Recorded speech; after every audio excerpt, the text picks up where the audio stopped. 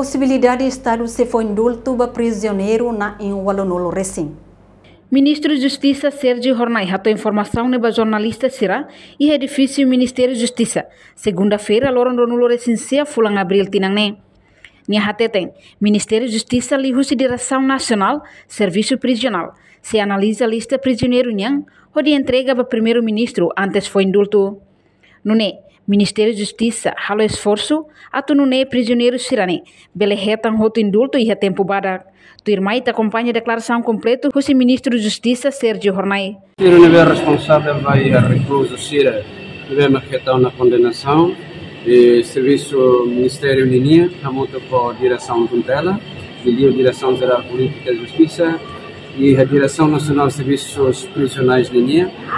E o exercício em Sama Catobela canaliza a lista Sira Nevema Caíra, vai ter linha Sua Excelência Primeiro-Ministro Linia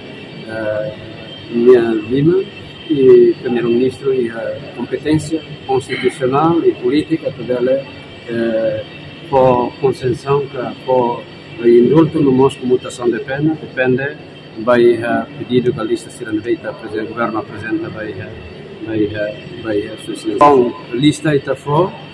Sua Excelência Primeiro-Ministro se presidência, se halo análise e se hato vai governo atau halo pronunciação icos é manaihira makatuya direito atau retan indulto no nosso comutação de pena. É logo com ele por volta de 100 e tal pessoas, 80 e tal pessoas que halo também no gabinete e que se halo o esforço dele para halo apresentação da Sua Excelência Primeiro-Ministro.